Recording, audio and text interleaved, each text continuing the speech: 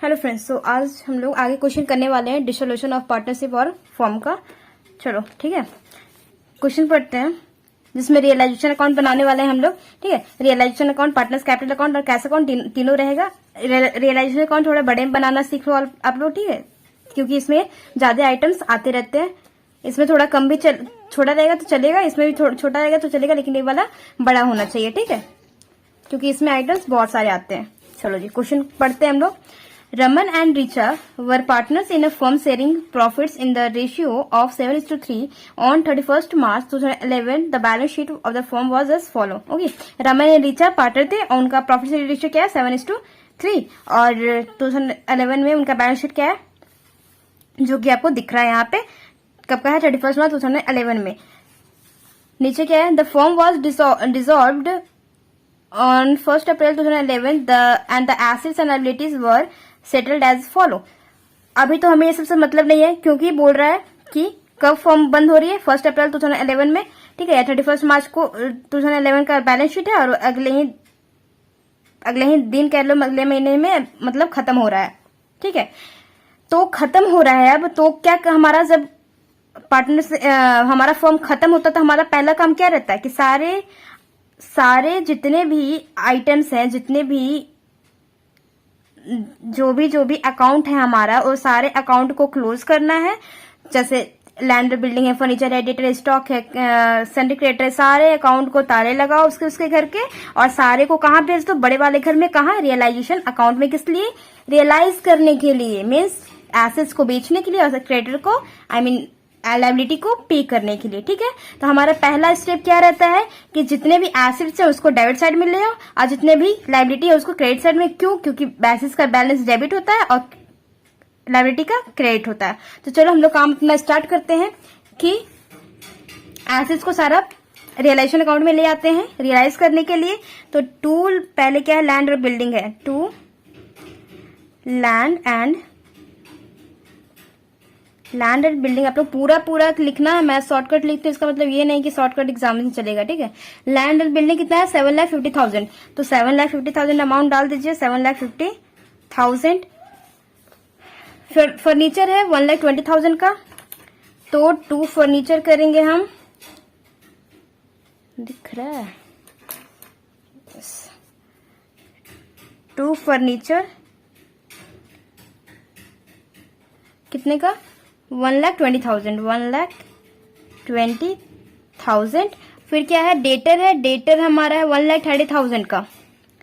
2 debtor. ध्यान रखना, अगर डेटर के साथ हमारा प्रोविजन रहता, डेटर के साथ, क्योंकि हमारे यहाँ पे अभी कुछ नहीं है, लेकिन अगर डेटर के साथ प्रोविजन रहता तो हम डेटर का वैल्यू, ग्रॉस वैल्यू यहाँ शो करते और प्रोविजन का ग्रॉस वैल्यू यहाँ शो करते। ठीक है, नेट वैल्यू कभी शो नहीं करना डेटर का नेट वैल्यू शो नहीं करना। मीन्स डेटर में से जितना डेटर है उसमें से प्रोविजन माइनस करके जो आया अमाउंट वो शो करना नहीं। यहाँ पे भले एसेट्स के साथ जो भी रिलेटेड प्रोविजन है, रिजर्व है, एसेट्स के साथ रिलेटेड जो भी है वो सारे क्रेडिट साइड में आएंगे। ठीक है, लेकिन साथ में नहीं रहेंगे और उनका अमाउंट भी अलग अलग रहेगा। ठीक है, मीन्स अपने अपने ग्रॉस वैल्यू पे रहेंगे, ना कि नेट वैल्यू पे। ठीक, चलो जी, तो क्योंकि हमारे यहाँ पे प्रोविजन नहीं है तो हमें कोई कंफ्यूजन वाली बात नहीं है। जितने का है डेटर उतना लिख देते हैं, 1,32,000 का 1,32,000। ठीक है, अगला क्या है, स्टॉक है जो कि है 1,03,000। To stock 1,03,000। अगला क्या है हमारे पास, कैश क्या आता है रियलाइजेशन में, नहीं। क्यों, क्योंकि कैश अकाउंट तो हम अभी भी मेंटेन कर रहे हैं। रियलाइजेशन अकाउंट जब करते हैं, रियलाइजेशन फर्म बंद हो रही है तो सारा फर्म तो अभी तो जो भी लेन देन जो भी रहेगा सारा कैश में ही होगा, तो हम अभी भी कैश अकाउंट मेंटेन करते हैं, तो उसे हम क्लोज नहीं करेंगे। तो कहाँ डालेंगे, क्योंकि ये एसिड बैलेंस है तो कैश अकाउंट में डालेंगे। ठीक है, डेबिट साइड में टू बैलेंस ब्रॉट डाउन करके, क्या करेंगे, टू बैलेंस ब्रॉट डाउन कितना है जी, कैश 70,000 शो कर देंगे। ठीक है, चलो हो गया एसेट्स का सारा काम। लायबिलिटी में आते हैं। लायबिलिटी में हमारे क्या है, लायबिलिटी साइड में हमारे क्या है, कैपिटल है। कैपिटल अकाउंट्स क्या क्लोज कर दे क्या, क्यों, क्योंकि हम लोग अभी भी कैपिटल अकाउंट मेंटेन कर रहे हैं। क्यों, क्योंकि पहले लायबिलिटी पे करेंगे, यहाँ पे क्या होगा, एसेट्स बेचेंगे, लायबिलिटी को पे करेंगे, उसके बाद जो भी पैसे बचे पार्टनर्स में बांटेंगे, ठीक है, इसलिए हम पार्टनर्स का कैपिटल अकाउंट में भी मेंटेन कर रहे हैं, तो पार्टनर्स के कैपिटल अकाउंट में डाल दो उनका कैपिटल जो भी है। तो बाई बैलेंस ब्रॉट डाउन करके क्या करोगे, उनका रमन का है 7 लाख और रीचा का है 3 लाख और रीचा का है 3 लाख, ठीक है। तो दोनों के अकाउंट में अपना अपना कैपिटल लोग लिख लिए, उन लोग का डाल दिए, ठीक है। अब क्या है सन्ड्री क्रेडिटर, सन्ड्री क्रेडिटर कितने का है 1,75,000। तो सन्ड्री क्रेडिटर एक लायबिलिटी है, तो हम कहां शो करेंगे क्रेडिट साइड में, रियलाइजेशन का क्रेडिट साइड में। क्यों, क्योंकि इसका भी अकाउंट बंद होगा और बड़े वाले घर में जाएगा, किस लिए, लायबिलिटी पे होने के लिए। सन्ड्री क्रेडिटर कितना है 1,75,000 का, तो क्या लिखेंगे बाई सन्ड्री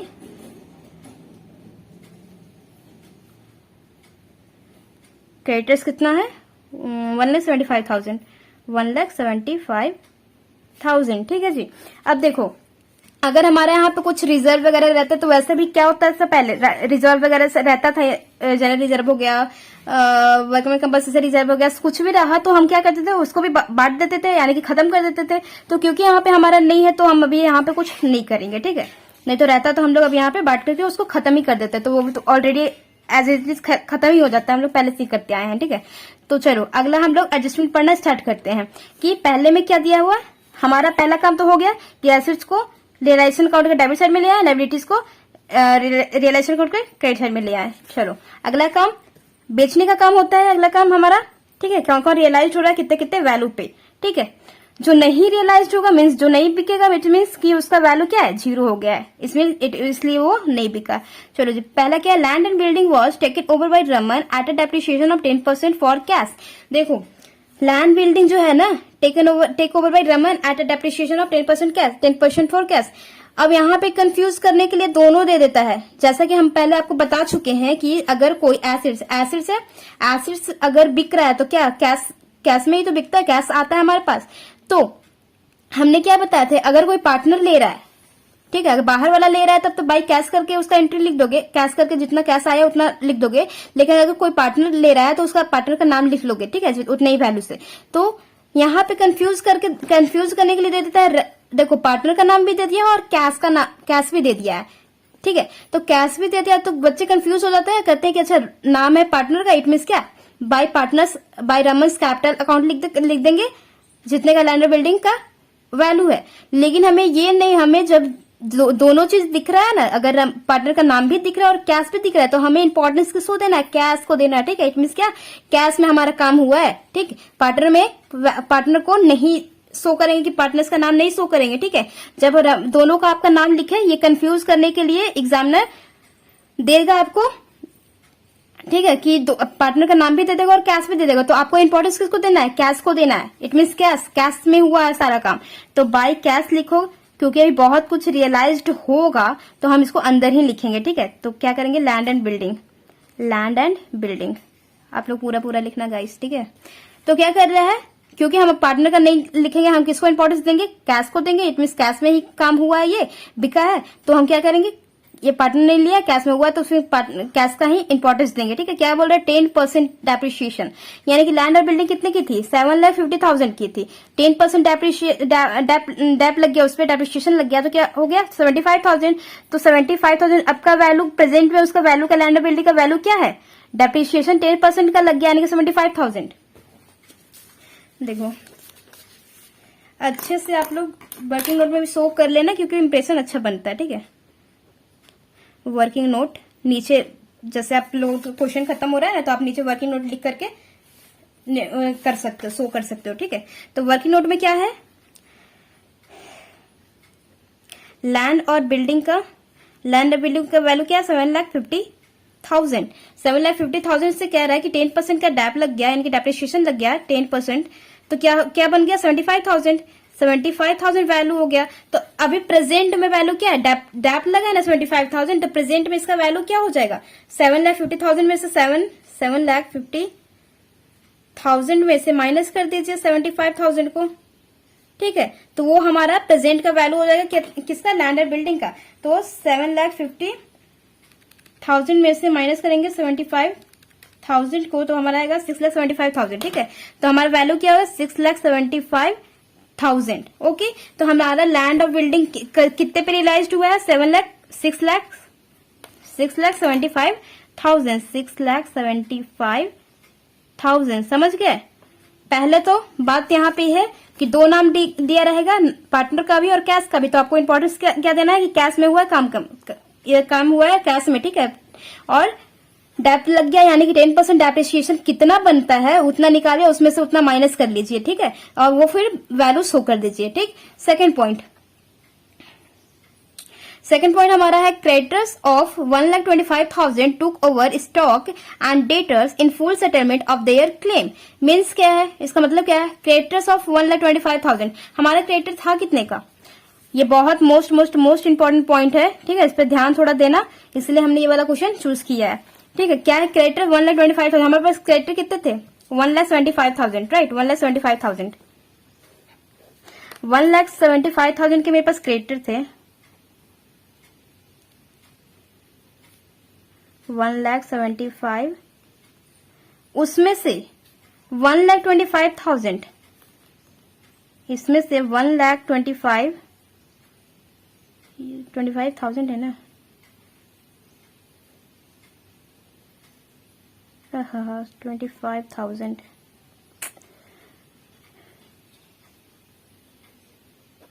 लिख लो फिर से 1,25,000। ठीक है, हमारे पास कितने थे पहले क्या था, क्रेडिटर का वैल्यू 1,75,000 और इसमें से 1,25,000 जो क्रेडिटर हैं, ये वाले क्रेडिटर 1,20,000 वाले क्रेडिटर। ठीक है, तो ये क्या किया ना कि हमारे बिजनेस से, हमारे फर्म से क्या ले लिया, स्टॉक ले लिया और डेटर ले लिया। जितने का वैल्यू था उसका उतने पे ले लिया। मीन्स स्टॉक हमारे कितने का था 1,03,000 का और डेटर कितना था 1,32,000 का। ये दोनों उतने ही पे, ये दोनों अमाउंट का जितना है उतने ही पे ये वाला बंदा जितना क्रेडिटर का ये वाला इतने क्रेडिटर का था वो बंदा ले लिया हमारा ये डेटर और स्टॉक दोनों हमारा एसेट्स ले लिया। तो हमें ये सीखना है यहाँ पे ना कि जब भी कोई एसेट्स कोई क्रेडिटर ले लेता है, ठीक, कौन ले लेता है, क्रेडिटर मीन्स बाहर वाला बंदा। हमें जिससे क्रेडिटर क्या होता है, जिससे हमें देना पड़ता है पैसे, हमें देने के लिए रहते हैं, वो क्रेडिटर हैं, बाहर खड़े हैं पैसे लेने के लिए। तो पैसे लेने के लिए खड़े हैं तो उसको क्या दे दिए, वो खुद ले लिया अपनी मर्जी से स्टॉक और डेटर के, हमें स्टॉक और डेटर दे दो, तो स्टॉक और डेटर दे दिए उसे। तो अगर इस केस में किसी क्रेडिटर को आप अपना एसेट्स देते हो, ठीक है, अगर किसी क्रेडिटर को आप अपना एसेट्स देते हो, जिसको इसको एसेट्स दे दिए, क्या क्या दिए, स्टॉक दे दिए और डेटर दे दिए, डेटर्स दे दिए। ठीक है, स्टॉक का डेटर्स देते हो। तो इस केस में हम कभी भी अपना अकाउंट में शो नहीं करते। क्यों शो नहीं करते, क्योंकि आप एसेट्स दे रहे हो ना, अगर फिर से शो करोगे तो इसका एंट्री क्या बनेगा, पैसा आया, बेचोगे, इसको दिए, इस क्रेडिटर को पैसे दिए, ठीक है, अपना क्या बोलते हैं इसका अमाउंट, किसी को अपना स्टॉक दे रहे हो, मीन्स आप अपना एसेट्स दे रहे हो किसी को, तो आपका एसेट्स क्या होता है, कम होता है, तो बैलेंस क्या बन जाता है, क्रेडिट बन जाता है। तो आप यहाँ पे क्या लिखोगे, स्टॉक लिखोगे और डेटर लिखोगे। राइट, तो स्टॉक लिखोगे और डेटर लिखोगे, कैश अकाउंट डेबिट करोगे और टू स्टॉक लिखोगे, टू डेटर लिखोगे, क्रेडिट कर दोगे। तो क्योंकि आप इसको क्रेडिट कर दोगे, अगर क्रेडिट करोगे फिर से जर्नल एंट्री बना लिया, इट मीन्स क्या कि आपने फिर से इसका अकाउंट खोल लिया, किसका, स्टॉक और डेटर का, जो कि अभी तो आप लोगों ने ताला लगा करके इसको बड़े घर में लाए थे, रियलाइजेशन अकाउंट में लाए थे रियलाइज करने के लिए। और फिर से अगर तुम लोग खोल लोगे, आप लोग इसको खोल लोगे अकाउंट को, तो फिर से ओपन हो जाएगा। तो ओपन थोड़ी करना है, हमें बिजनेस बंद करना है ना भाई, हमें बिजनेस बंद करना है। तो ओपन कर लेंगे तो क्या फायदा भाई ये सब करने का, रियलाइजेशन अकाउंट बनाने का, फिर ये सब करने का क्या मतलब है ना। तो हमें उसे बंद करने ही सारा, इसको फिर से ओपन ना करे तो इसको ऐसे छोड़ दो, सारा काम रियलाइजेशन इससे हो रहा है। तो अब हम इस चीज का, इस एंट्री का, इस वैल्यू का शो नहीं करेंगे। अगर कोई क्रेडिटर को आप अपना एसेट्स दे रहे हो ना, तो इस एंट्री का, इस ट्रांजैक्शन का आप शो नहीं करोगे आप अपने अकाउंट में। क्यों, क्योंकि वो बुक क्लोज हो चुका है, वो एसेट्स वो जो आपने एसेट्स उसको बेचे वो एसेट्स क्लोज हो चुके हैं। स्टॉक का डेटर तो हम लोगों ने ताला लगा के दिया, अब उसका बंद हो चुका है, उसका सत्यानाश हो चुका है, अब कुछ नहीं हो सकता उसका, ठीक है। तो क्योंकि वो क्लोज हो चुका है इसीलिए हम अकाउंट में शो नहीं कर सकते। अगर शो कर दिया इट मीन्स क्या, हमारा फिर से वो ओपन हो गया, और ओपन हमें तो करना नहीं है। अगर शो कर दिया तो ओपन हो गया, तो इसलिए हम शो नहीं करते हैं, ठीक है। तो इतना अज्यूम कर लेते हैं, बस इतना अज्यूम कर लेते हैं कि चलो डेटर जो हमारा था मीन्स डेटर और स्टॉक हमारा खत्म हो गया, मीन्स बिक गया और इतना क्रेडिटर हमारा खत्म हो गया। 1,25,000 जो क्रेडिटर था वो हमारा खत्म हो गया, ठीक। बस इतना अज्यूम करके चलते हैं कि 1,25,000 का क्रेडिटर हमारा था, उसमें से 1,25,000 खत्म हो गया, तो कि कितना बचा, 50,000 ही बचेगा, राइट। 50,000 ना, 1,75,000 माइनस कितना, 1,25,000, यस 50,000 ही हमारा बचेगा। तो 50,000 ही हमारा अब क्रेडिटर है। अब हमारा क्रेडिटर्स कितना है, सिर्फ और सिर्फ 50,000, ठीक है। हम ये अज्यूम करके चलेंगे कि हमारा क्रेडिटर कितना है, 50,000। अब हम ये नहीं बोलेंगे कि हाँ मेरा क्रेडिटर कितना है, 1,75,000 हमें पे करना है, नहीं। अब हमें सिर्फ 50,000 पे करना है, क्योंकि लायबिलिटी हमारे कितने हैं, सिर्फ और सिर्फ 50,000। क्यों, क्योंकि हमने 1,25,000 को अपना एसेट्स और डेटर बेच दिया, ठीक। क्योंकि हम उसे शो नहीं कर सकते, क्योंकि अगर शो कर दिया तो फिर से अकाउंट मेरा खुल जाएगा, इसलिए हम उसको शो नहीं कर सकते, ठीक है। समझ गए, बस यही इसमें इंपॉर्टेंट चीज था कि इसमें ये वाला जो रहेगा सेकंड एंट्री में जो दिया है क्रेडिटर्स ऑफ इतना to over stock and debtors, ये हम अपने अकाउंट में शो नहीं करेंगे, इसको बस अज्यूम करेंगे कि चलो क्रेडिटर अब हमारा कितना है, 50,000 का है, बस इतना अज्यूम करके चलना है, ठीक। बाकी और कुछ इसमें नहीं करना है, ठीक। चलो जी आगे काम, कुछ नहीं करना तो एंट्रियां भी कुछ नहीं बनेगी, बस हमें ये समझना है कि हमारा क्रेडिटर कितना है, 50,000 का है, ठीक। चलो आगे क्या है, remaining creditors were paid by Richa. Remaining creditors means हमारे पास क्रेडिटर्स कितने बच गए थे। अब क्या हमारे पास क्रेडिटर्स उतने ही हैं, 1,75,000 नहीं, 1,25,000 तो खत्म हो गए थे। अब हमारे पास क्रेडिटर कितने हैं, सिर्फ और सिर्फ 50,000।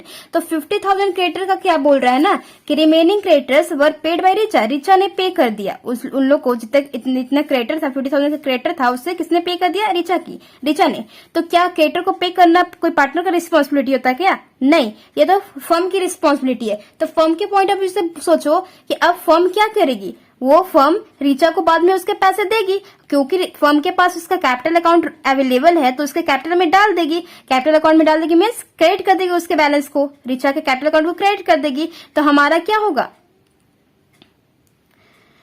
इसमें बाद में फर्म उसको पे करेगी, ठीक है। तो पे करेगी, तो हम अभी क्या करते हैं कि जो भी लायबिलिटी पे करते हैं वो कहां लिखते हैं, कहां शो होता है, डेबिट साइड में। क्यों, क्योंकि सारे एक नॉमिनल अकाउंट है, सारे खर्चे यही शो होते हैं। खर्चा तो हो रहा है ना, ठीक है, खर्चा तो हो रहा है। क्यों खर्चा हो रहा है, क्योंकि हम लायबिलिटी को पे कर रहे हैं। तो टू कैश लिख करके आप करोगे, टू कैश, क्योंकि बहुत सारे खर्चे देने बाकी हैं, तो अंदर ही लिखोगे। क्या लिखना है, क्या था, क्रेडिटर ना, यस, सॉरी, टू कैश नहीं, टू नाम लिखोगे ना, क्योंकि अगर कोई पार्टनर पे कर रहा है, तो पार्टनर का नाम लिखते हैं, ठीक है। तो टू रिचा ही कर रही है, yes, to recharge capital account, to recharge capital account कितना, 50,000। क्योंकि इसको बाद में, क्योंकि ये अभी डेबिट है ना, तो बाद में क्रेडिट भी हो जाएगी, फर्म उसको बाद में देगी, पे करेगी, उसके कैपिटल अकाउंट में डालेगी, ठीक है। तो अभी के लिए क्या है, अभी तो रिचा पे कर रही है। रिलेशन अकाउंट की बात करें तो रिचा क्या कर रही है, पे कर रही है। रिचा पे कर रही है, तो अगर कोई पार्टनर पे कर रहा है तो उसका नाम लिखेंगे, ठीक है। और अगर फर्म पे कर रही है तो कैश लिखेंगे, ठीक। क्योंकि कोई पार्टनर पे कर रही है तो उसके 50,000 खर्चा तो है ना, खर्च तो हो रहा है, पे करना है, पेमेंट होता है तो खर्च होता है, तो खर्चा सारा कहां दिखाएगा, डेबिट साइड में, और इनकम सारे क्रेडिट साइड में, ठीक। तो हो गया इतना। चलो अगर ठीक है, चलो बाद में कर लेंगे। साथ साथ एंट्रियां भी लिखते चलते हो तो ज्यादा इजी पड़ता है, ठीक है, क्योंकि साथ साथ पोस्टिंग करने में क्वेश्चन गलत नहीं होता। तो चलो हम लोग साथ में ही करते हैं। क्या करते हैं कि पार्टनर का कैपिटल अकाउंट आया, डेबिट हुआ, तो इस साइड में क्या हो जाएगा, क्रेडिट हुआ। तो लिख देते हैं बाय रियलाइजेशन। कहां से हो रहा है, कहां से आ रहा है, रियलाइजेशन से ना, रियलाइजेशन अकाउंट, ब्रैकेट में लिख देना क्रेडिटर से, ठीक है, ब्रैकेट में पूरा लिख लेना। कितना रीचा के अकाउंट में 50,000, फॉर्म बाद में डाल देगी, ठीक है। अभी तो पे कर रही थी तो उसका डेबिट में आ गया, खर्चा हो रहा है, इसलिए लाइबिलिटी साइड में जो भी पेमेंट होता है सारा डेबिट साइड में शो होता है, लेकिन बाद में फर्म उसको देगी भी। तो क्या होगा, कहां से आ रहा है ये एंट्री, बाय रियलाइजेशन अकाउंट से क्रेडिटर के नाम पे 50,000 यहां जाएगा, ठीक है। अगला देखो, furniture realised ₹5,000 less than the book value. Furniture realise हुआ, फर्नीचर बिका कितने पे, फर्नीचर था कितने का 1,20,000 का, और बोल रहा है कि 5,000 लेस पे। तो 1,20,000 में से 1,20,000 में से माइनस कर दिए 5,000, 1,15,000, ठीक है। तो फर्नीचर कितने पे बिका, 1,15,000 पे, ठीक है। लेस मतलब समझ रहे हो ना, फर्नीचर जितने का था ना उसमें से इतना माइनस कर दीजिए। फर्नीचर रियलाइज्ड बिका रुपीज इतना, less than the book value, इतने पे इतना कम कर दीजिए उस वैल्यू में से, और जितना बचा उतना अमाउंट लिख दीजिए, मीन्स इतने पे बिका है 1,15,000 पे से। तो क्योंकि बाई कैश में ही बिका, क्योंकि पार्टनर कोई ने ये नहीं बोला है कि कोई पार्टनर लिया है, तो इट मीन्स क्या कैश में ही हुआ है। तो क्या लिखोगे, फर्नीचर कितना 1,15,000, राइट। तो चलो और भी कुछ बाकी है क्या, हाँ एक एंट्री और बाकी है। एक्सपेंस और रियलाइजेशन वर ₹400। एक्सपेंस कितना हुआ रियलाइज करने पे 400। क्या बोला है क्या कि किसकी रिस्पॉन्सिबिलिटी थी, किसने पे किया, कोई इन्फॉर्मेशन नहीं। इट मीन्स क्या कि फर्म की रिस्पॉन्सिबिलिटी थी और फर्म ने ही पे किया। तो फर्म ने पे किया तो सारे अगर पे कर रहे हैं तो खर्चा हो रहा है, कैश में ही पे करोगे ना, तो टू कैश यहां करोगे, टू कैश करके कितना 400, ब्रैकेट में एक्सपेंस लिख सकते हो, ठीक, एक्सपेंस लिख सकते हो। 4 टू कैश लिख करके 400, क्योंकि फर्म दे रही है तो उसके हाथ से गया। अगर खर्चा हो रहा है तो सारे खर्चे और लाइबिलिटियां पे होती है तो कहां जाता है, यहाँ पे शो होता है, ठीक है। और कुछ आ रहा है तो इधर होता है, ठीक। चलो अब कुछ बचा एंट्री, कोई और भी एडजस्टमेंट नहीं, अब कोई एडजस्टमेंट नहीं है हमारा, तो क्या करेंगे, बस अभी हम जितना का कैश का काम हुआ है ना, तो सारे कैश को बस कैलकुलेट करो। इसमें से कैश का काम 2 काम हुआ है, लैंड और बिल्डिंग बिका कितने पे, इतने वैल्यू पे, लैंड और फर्नीचर, लैंड और बिल्डिंग और फर्नीचर कितने पे, इतने पे, टोटल मिला के आएगा 7,90,000, ठीक है। इधर कैश से क्या हुआ, सिर्फ कैश से एक काम हुआ है जो कि है 400 का, जो कि कैश एक्सपेंस खर्चे पे हुए थे। तो कैश के अकाउंट में डालेंगे जो भी कैश से रिलेटेड काम हुआ, क्योंकि ये क्रेडिट साइड में है, तब इधर आके क्या हो जाएगा, डेबिट साइड में आएगा। क्या लिखेंगे, कहां से आ रहा है, टू रियलाइजेशन अकाउंट से, टू रियलाइजेशन अकाउंट, ब्रैकेट में आप लिख सकते हो assets realised, okay. Assets realised कितना 7,90,000, ओके जी, 7,90,000। इधर कैश क्या हुआ, कैश का काम, इधर कैश का काम सिर्फ एक हुआ, कैश एक्सपेंस हुआ, कहां से आ रहा है, रियलाइजेशन अकाउंट से, क्योंकि उस साइड में डेबिट है ना, तो इधर क्रेडिट हो जाएगा, realisation expense, realisation account, bracket में एक्सपेंस लिख सकते हो। क्या होगा 400, ठीक है, बस हो गया। अब इसको प्रॉफिट और लॉस निकाल लो। इस साइड का आपका डेबिट साइड में बड़ा आएगा, यानी कि 11,55,400, ठीक है। तो दोनों साइड में वही लिखोगे जो जिधर का बड़ा रहता है, 11,55,400, और क्योंकि यहाँ पे आएगा 1,90,000, सॉरी 1,90,400 है, ठीक है, 1,90,400, ठीक, ओके जी। तो कहां जाता है, बाय लॉस करके, बाय लॉस ट्रांसफर किसमें होता है, बाय लॉस जितने पार्टनर रहते हैं, 2 पार्टनर है, राम्स कैपिटल अकाउंट, और क्या है, सॉरी रमन है ना, RAMAN, रमन्स कैपिटल अकाउंट, और रीचा है, रीचा's कैपिटल अकाउंट। कितना उन लोग को जितना रेशियो, ओल्ड रेशियो, कितना रेशियो क्वेश्चन में दिया हुआ था हमारा 7:3, ठीक है। तो 7:3 में इसको बांट देंगे 1,90,400 को, ठीक है। तो कितना आएगा 1,33,280 और 57,120, ओके। ये अमाउंट यहाँ भी लिख सकते हो कहीं भी, ठीक है जी, यहीं लिख दो आप 1,90,400, 1,90,400। ओके ओके जी, हो गया। तो अब क्या करना है, इन लोग के कैपिटल अकाउंट में डाल दो, क्योंकि लॉस हुआ है तो लॉस कहाँ आएगा, डेबिट साइड में आएगा। तो टू रियलाइजेशन अकाउंट करके, रियलाइजेशन अकाउंट ब्रैकेट में लॉस लिखो, जितना जितना इन लोग के अकाउंट में है, जितना 1,33,280 रमन का, और इसमें रीचा का कितना है 57,120। इतना तो हमारा पुराना काम है, हम लोग को आता ही है, ठीक है। तो इतना हो गया। अब कुछ बचा है, बस इन लोग को बैलेंसिंग फिगर निकाल दो, और बैलेंसिंग फिगर जो भी निकलेगा उसको सिर्फ और सिर्फ कैश में ही शो करेंगे, ना तो balance brought down, carry down, कुछ ये सब कुछ नहीं करना है, ठीक है ना, लोन वोन कुछ नहीं, सिर्फ और सिर्फ कैश के थ्रू ही, ठीक। तो आप रमन का निकालोगे तो रमन का हमारा आएगा 7 लाख, ठीक है। तो 2 कैश करके डेबिट साइड में बड़ा आएगा गाइस इसमें, ठीक है, 7 लाख।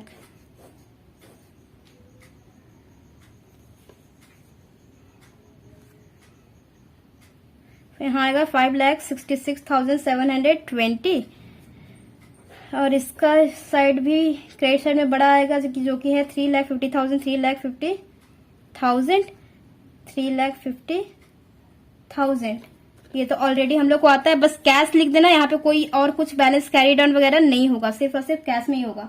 2,92,880, ठीक। अब कैश में हमारा काम क्या हुआ, यहाँ कैपिटल अकाउंट से कैश में काम क्या हुआ, सिर्फ और सिर्फ इट मीन्स क्या कि इतना जो है कैश जो है, इतना इन लोग को, रमन और रिचा को देना है, फर्म को इतना कैपिटल, इतने पैसे देने हैं। अगर इस साइड आते बैलेंस तो इन लोग को लाना है फर्म में, लेकिन इतना इस साइड आए, डेबिट बैलेंस आया है, ठीक है। तो क्या होगा, डेबिट साइड में बैलेंसिंग फिगर निकला, यानी कि इतना इतना इन लोग को क्या करना है, फर्म को देना है, ठीक है।